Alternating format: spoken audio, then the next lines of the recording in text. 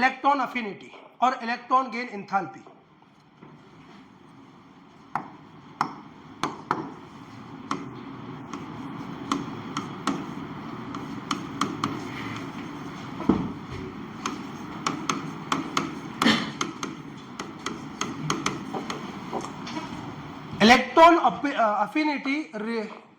Electron affinity opposite है ionization enthalpy से।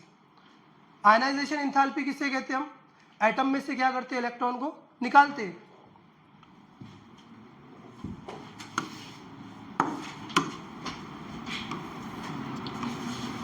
For example ये कोई एक एटम है और इसके आउटर मोस्ट शेल में इलेक्ट्रॉन्स है और न्यूक्लियस में प्रोटॉन है। हम पहले आयनाइजेशन एंथैल्पी देख रहे हैं, उसके बाद हम देखेंगे इलेक्ट्रॉन अफिनिटी। आयनाइजेशन एंथैल्पी हमको पता है, न्यूक्लियस आउटर मोस्ट शेल के इलेक्ट्रॉन को अट्रैक्ट करता है, इनके बीच में अट्रैक्शन होता है और यहां से हमको क्या करना पड़ता है? इलेक्ट्रॉन को रिमूव करना पड़ता है, निकालना पड़ता है आउटर मोस्ट शेल से। तो आउटर मोस्ट शेल से इलेक्ट्रॉन को रिमूव करने के लिए एक एनर्जी लगती, उसी एनर्जी को हम क्या कहते हैं? आयनाइजेशन एनर्जी या फिर आयनाइजेशन पोटेंशियल। तो इलेक्ट्रॉन रिमूव क्यों करते हैं हम एटम में से? एटम को स्टेबल करने के लिए। एटम कब स्टेबल होता है? जब उसके आउटर मोस्ट शेल में 2 इलेक्ट्रॉन हो या फिर 8 इलेक्ट्रॉन हो। अब हम नेक्स्ट कंसेप्ट देखेंगे इलेक्ट्रॉन अफिनिटी।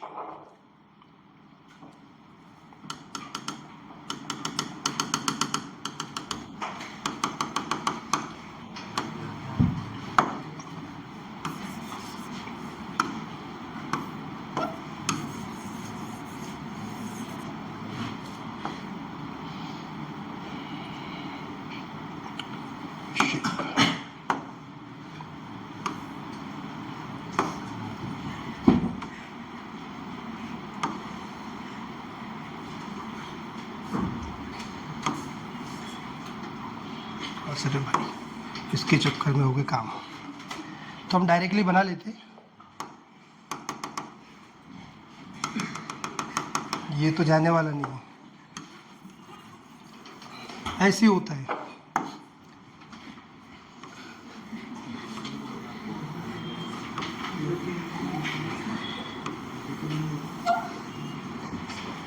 तो इलेक्ट्रॉन अफिनिटी, इलेक्ट्रॉन अफिनिटी भी एक एनर्जी है, जैसा कि आयनाइजेशन एंथैल्पी है। इलेक्ट्रॉन को रिमूव करने के लिए एनर्जी लगती है, उसे हम क्या कहते हैं? Ionization enthalpy. अब इलेक्ट्रॉन अफिनिटी किसे कहते हैं? तो देखो,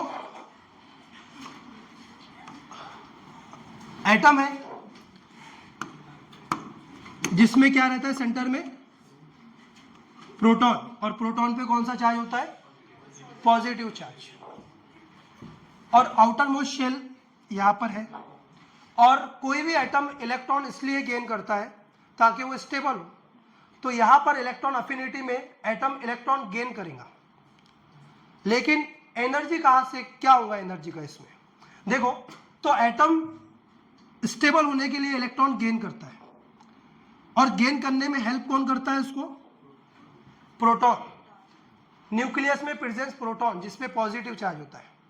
तो ये प्रोटॉन बाहर के इलेक्ट्रॉन को अट्रैक्ट करता है, उसको खींचता है ये प्रोटॉन, और वो इलेक्ट्रॉन इजीली यहां पर आउटर मोस्ट शेल में आ जाता है और अपनी एक जगह बना लेता है। अब इलेक्ट्रॉन जब आउटर मोस्ट शेल में आ जाएगा तो यहां से एक एनर्जी रिलीज होती है। क्या होता है? एनर्जी रिलीज होती है। तो उसी एनर्जी को हम क्या कहते हैं? Electron affinity. किस तरह का प्रोसेस है? एटम खुद को स्टेबल करने के लिए उसको इलेक्ट्रॉन की नीड है, तो वो क्या करेगा? इलेक्ट्रॉन गेन करेगा, एक्सेप्ट करेगा। तो इलेक्ट्रॉन एक्सेप्ट करने के बाद इलेक्ट्रॉन जब यहां पर आ जाएगा तो यहां से एक एनर्जी रिलीज होगी, उसी एनर्जी को हम क्या कहते हैं? इलेक्ट्रॉन अफिनिटी कहते हैं। समझ में आ गया? The amount of energy release when electron is at outermost shell of gaseous atom is called as electron affinity. इसकी डेफिनेशन है the amount of energy release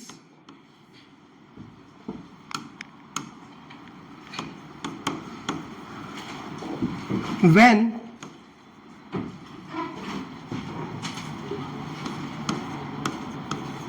added of electron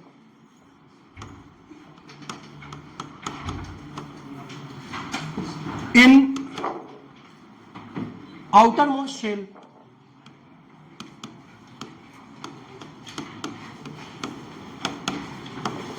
of isolated and gaseous atom. It is a definition of electron affinity. The amount of energy released when an added of electron in outermost shell of isolated and gaseous atom.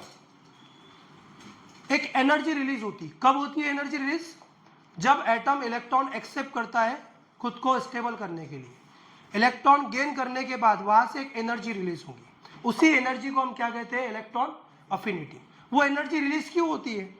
वो energy इसलिए release होती है क्योंकि nucleus में presence proton उस electron को attract करता है, उस अट्रैक्शन की वजह से यहां से एनर्जी रिलीज होती है। तो इस कंडीशन में एटम कैसा होना चाहिए? आइसोलेटेड होना चाहिए और गैसियस होना चाहिए। ये दो कंडीशन होना चाहिए एटम में, जब भी ये प्रोसेस होगा। क्लियर? हाँ। इलेक्ट्रॉन अफिनिटी को capital E and capital A से आइडेंटिफाई किया जाता है।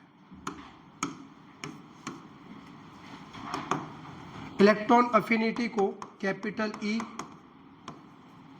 और कैपिटल ए से आइडेंटिफाई किया जाता है। ठीक है?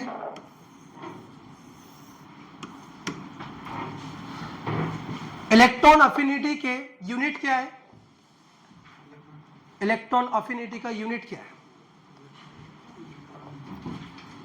किलो जूल पर मोल और इलेक्ट्रॉन वोल्ट पर एटम।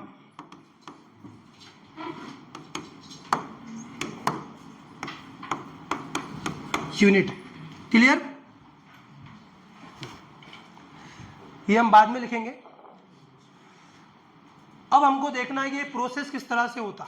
इलेक्ट्रॉन को गेन करने के बाद एनर्जी रिलीज कब होती? एग्जाम्पल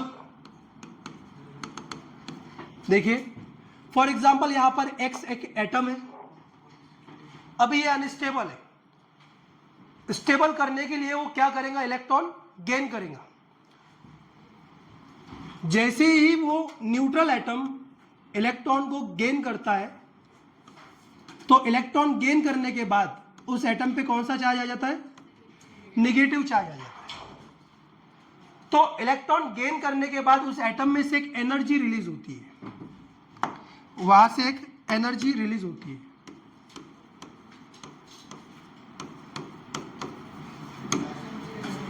एनर्जी रिलीज हो रही है, इट मींस ये प्रोसेस कौन सा है? एंडोथर्मिक है या एक्सोथर्मिक है?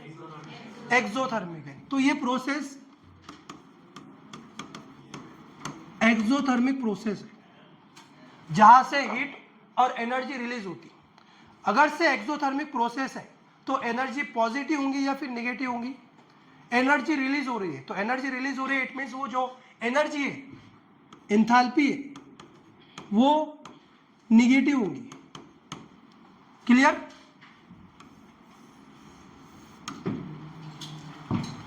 तो some time electron affinity is exothermic, some time.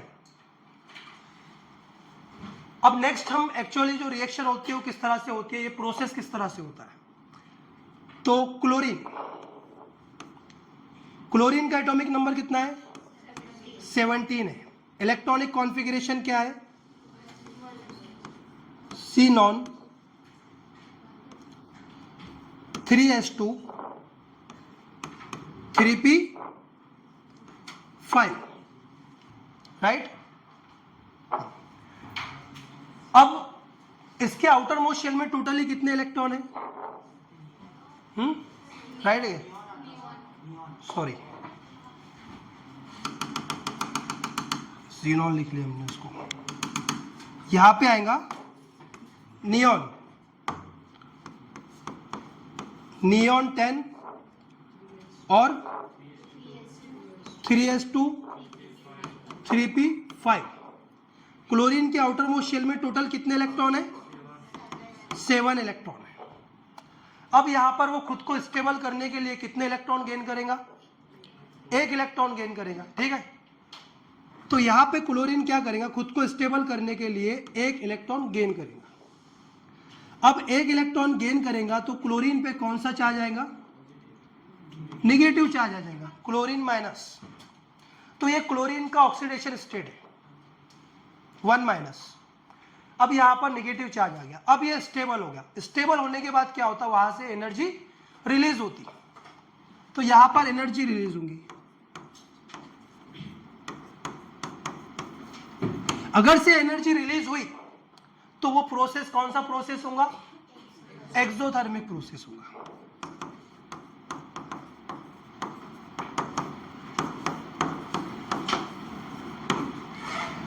और प्रोसेस अगर एक्सोथर्मिक है तो उसकी जो वैल्यू आएंगी वो नेगेटिव होंगी या पॉजिटिव होंगी? नेगेटिव होंगी, क्योंकि वहां से एनर्जी रिलीज हो रही। इसीलिए डेल्टा एच क्या होगा? नेगेटिव होगा। तो इस तरह का प्रोसेस है इलेक्ट्रॉन अफिनिटी। लेकिन इलेक्ट्रॉन अफिनिटी एक्सोथर्मिक हमेशा नहीं होगी, सम टाइम कैसी होती है? एंडोथर्मिक भी होती है। लेकिन आयनाइजेशन एंथैल्पी में ऐसा नहीं होता। आयनाइजेशन एंथैल्पी कैसी होती है? हमेशा एंडोथर्मिक होती है, क्योंकि आयनाइजेशन एंथैल्पी में हमको आउटर मोस्ट शेल से इलेक्ट्रॉन निकालना पड़ता, तो निकालने के लिए एनर्जी देना पड़ेगा। बट यहाँ पर इलेक्ट्रॉन डालना पड़ रहा है तो एनर्जी हर टाइम रिलीज नहीं होगी। कभी कभार हमको एटम में जबरदस्ती इलेक्ट्रॉन डालना पड़ता है। देखते हैं उसके एग्जाम्पल। देखिए नाइट्रोजन, आपको पता है नाइट्रोजन का एटॉमिक नंबर कितना है? 7 है। नाइट्रोजन की इलेक्ट्रॉनिक कॉन्फ़िगरेशन क्या है? What is electronic configuration of nitrogen? 1s2 2s2 2p3। अभी यहां पर नाइट्रोजन के आउटर मोस्ट शेल में p सब शेल में टोटली कितने इलेक्ट्रॉन है? 3 इलेक्ट्रॉन है। 1 2 3। यहां पर नाइट्रोजन स्टेबल है क्योंकि इसके p सब शेल में 3 इलेक्ट्रॉन है और ये कैसा है? हाफ फील्ड है। हाफ फील्ड है तो स्टेबल है। अब वो अपनी स्टेबिलिटी मेंटेन रखने को करेगा, वो अपनी स्टेबिलिटी मेंटेन रखना चाहेगा। अगर से वो इलेक्ट्रॉन गेन करेगा तो उसकी स्टेबिलिटी चली जाएंगी, वो अनस्टेबल हो जाएगा, तो इसलिए वो गेन करना नहीं चाहेगा। लेकिन इलेक्ट्रॉन अफिनिटी, हम उसमें इलेक्ट्रॉन डालेंगे जबरदस्ती। जब हम इसमें इलेक्ट्रॉन डालेंगे नाइट्रोजन में,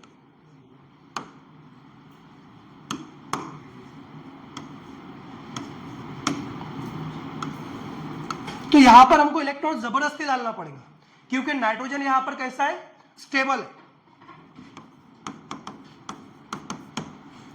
इलेक्ट्रॉन जबरदस्ती डालना पड़ रहा हमको, यहां पर जबरदस्ती डालना पड़ रहा मीन्स हमको एनर्जी प्रोवाइड करना पड़ रहा। तो ये फिर प्रोसेस कैसा होगा? एंडोथर्मिक या एक्सोथर्मिक? एंडोथर्मिक, क्योंकि यहां पर हमको इलेक्ट्रॉन को पुश करना पड़ रहा, इलेक्ट्रॉन को एनर्जी देना पड़ रहा ताकि वो आउटर मोस्ट शेल में चले जाए।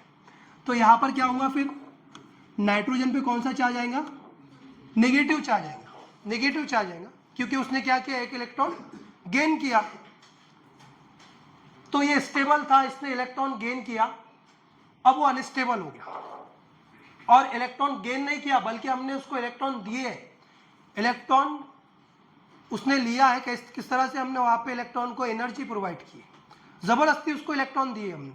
जबरदस्ती दिए मतलब एनर्जी हमने क्या दी है उसको? वहां पे एनर्जी क्या होंगी? एब्जॉर्ब होंगी, एनर्जी एब्जॉर्ब। अब एनर्जी एब्जॉर्ब हो रही, रिलीज हो रही है, यहाँ पर एनर्जी नहीं हो रही। एनर्जी रिलीज कब होती? जब एटम अनस्टेबल हो और खुद को स्टेबल करने के लिए वो क्या करता है, इलेक्ट्रॉन गेन करेगा।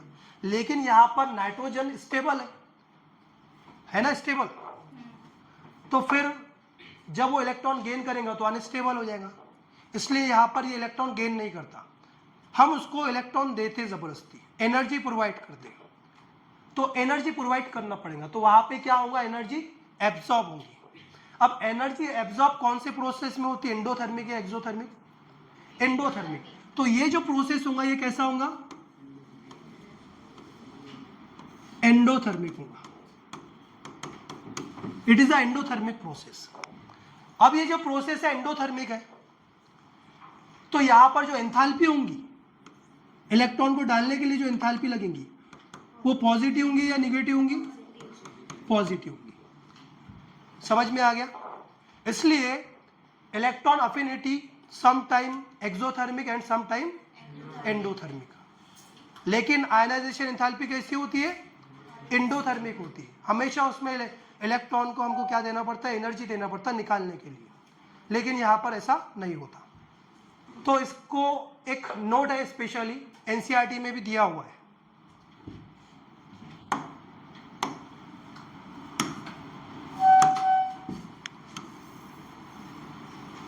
क्या नोट है?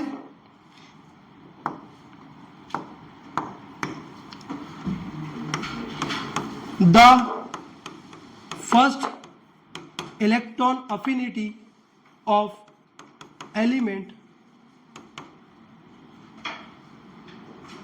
generally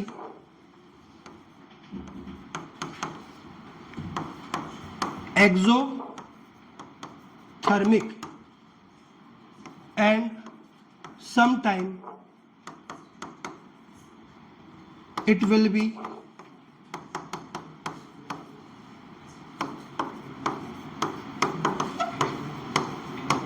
endothermic. क्लियर? ये इंपॉर्टेंट लाइन है। तो इलेक्ट्रॉन अफिनिटी समटाइम कैसी होंगी, एक्सोथर्मिक होंगी, जनरली ज्यादातर एक्सोथर्मिक होंगी, और समटाइम कैसी होंगी, एंडोथर्मिक होंगी। कौन सी कंडीशन में एंडोथर्मिक होती है वो? जब एटम स्टेबल हो। अगर एटम स्टेबल होगा तो इलेक्ट्रॉन लेगा क्या, नहीं लेगा, तो उसको हमको इलेक्ट्रॉन प्रोवाइड करना पड़ेगा। क्लियर? तो ठीक है, अब आपको पता करना है, यहां पर कुछ एलिमेंट हम लिखेंगे यहां पर, और आपको पता करना है कौन सा एटम एक्सोथर्मिक है और कौन सा एटम एंडोथर्मिक है। उसमें इलेक्ट्रॉन को एनर्जी देना पड़ रहा है या वहां से एनर्जी रिलीज हो रही है। क्लियर? देखो,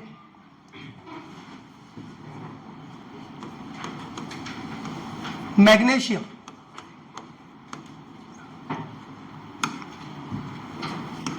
इलेक्ट्रॉन लेगा, तो ये जो प्रोसेस है एक्सोथर्मिक है या एंडोथर्मिक है, ये हमको देखना है। सोडियम,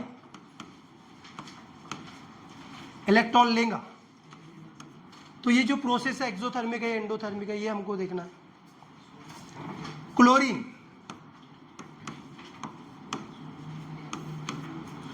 एंड नाइट्रोजन,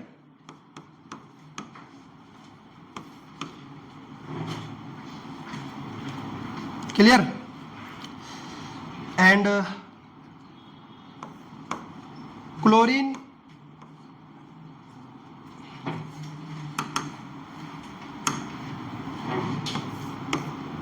जहां से इलेक्ट्रॉन रिमूव होगा, सॉरी,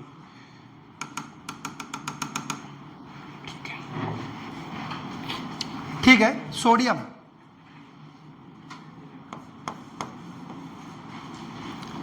यहां से एक इलेक्ट्रॉन रिमूव होगा,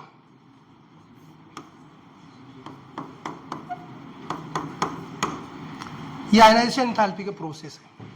तो आपको बताना है ये जितने भी प्रोसेस है कौन सा एक्सोथर्मिक है कौन सा एंडोथर्मिक है। देखो इधर, यहां पर मैग्नीशियम, मैग्नीशियम का एटॉमिक नंबर कितना है, 12 है। इलेक्ट्रॉनिक कॉन्फ़िगरेशन है 1s2 2s2 2p6 3s2। S यहां पर फुल फील्ड है, तो एंडोथर्मिक है या एक्सोथर्मिक है? एंडोथर्मिक है। दूसरी बात, ये मेटल है, तो मेटल हमेशा क्या होंगे? एंडोथर्मिक होंगे। क्यों? क्योंकि मेटल की साइज बड़ी होती है और मेटल क्या करता है? इलेक्ट्रॉन डोनेट करता है या एक्सेप्ट करता है? इलेक्ट्रॉन डोनेट करता है। तो कोई भी मेटल इलेक्ट्रॉन डोनेट करता है। अब इलेक्ट्रॉन डोनेट करेगा तो वो इलेक्ट्रॉन एक्सेप्ट करेगा क्या? नहीं करेगा, उसको हमको इलेक्ट्रॉन प्रोवाइड करना पड़ेगा। क्लियर? तो यहां पर हमको सोडियम मैग्नीशियम को इलेक्ट्रॉन प्रोवाइड करना पड़ेगा।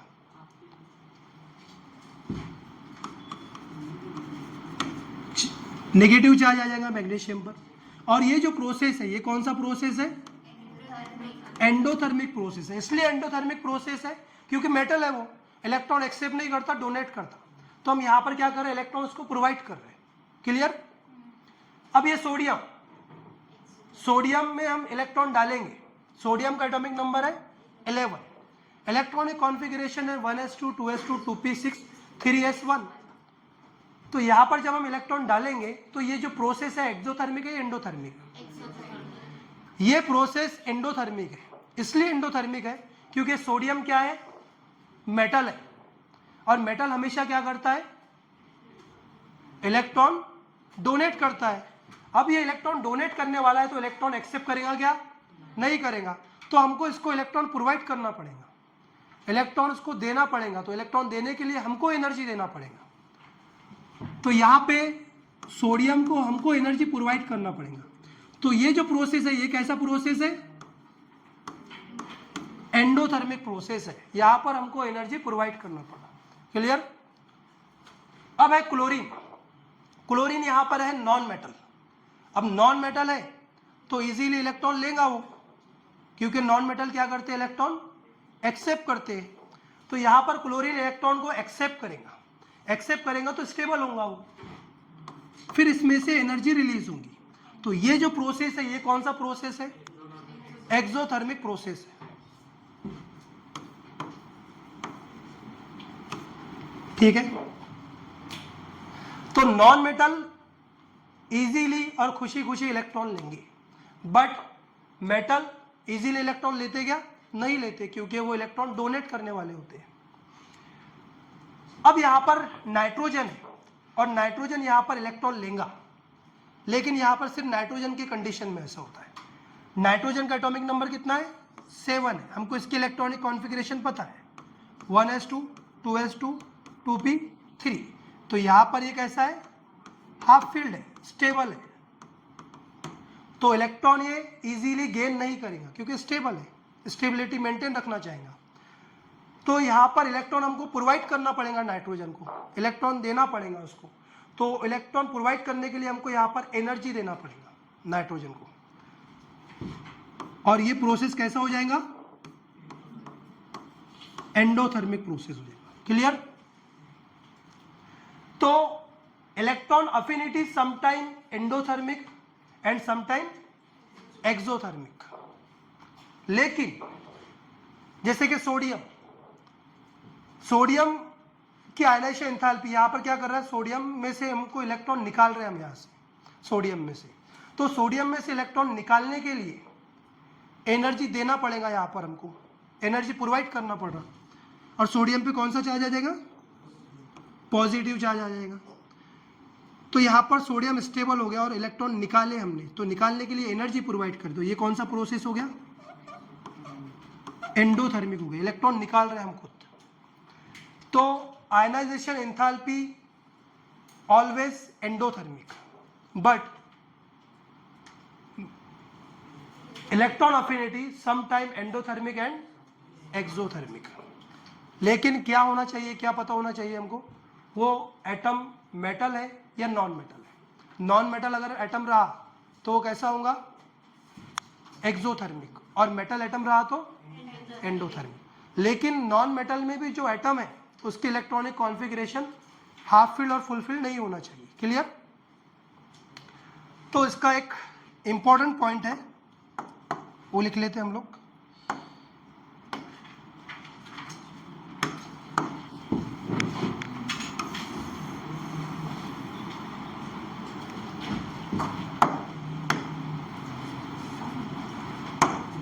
देखिए मेटल और हाफ फील्ड और full field non metal. Metal और हाफ फील्ड और फुल फील्ड नॉन मेटल, ये क्या होंगे? एक्सोथर्मिक है या एंडोथर्मिक है? एंडोथर्मिक होगा, क्योंकि ये इलेक्ट्रॉन क्या करते हैं? मेटल इलेक्ट्रॉन डोनेट करते हैं, और अगर से कोई नॉन मेटल एलिमेंट है और उसकी इलेक्ट्रॉनिक कॉन्फ़िगरेशन हाफ फील्ड है और फुल फील्ड है, तो वो स्टेबिलिटी मेंटेन रखना चाहेगा, तो ये इलेक्ट्रॉन इजीली लेंगे क्या? नहीं लेंगे। तो ये कैसा हो जाएगा? Are endothermic.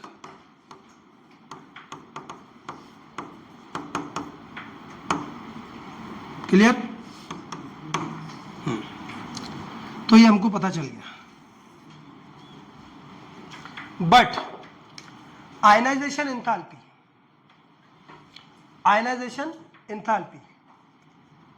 यहां पर सोडियम, उसमें से हमको इलेक्ट्रॉन निकालना पड़ रहा है, तो आयनाइजेशन एंथैल्पी कैसी होंगी? निकालने के लिए एनर्जी प्रोवाइड करना पड़ रहा है, तो एंडोथर्मिक होंगी। तो ionization enthalpy always endothermic process।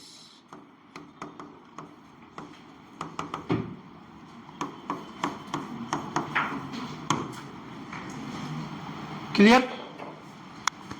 ठीक है। अब इसमें हम देखेंगे सक्सेसिव इलेक्ट्रॉन अफिनिटी।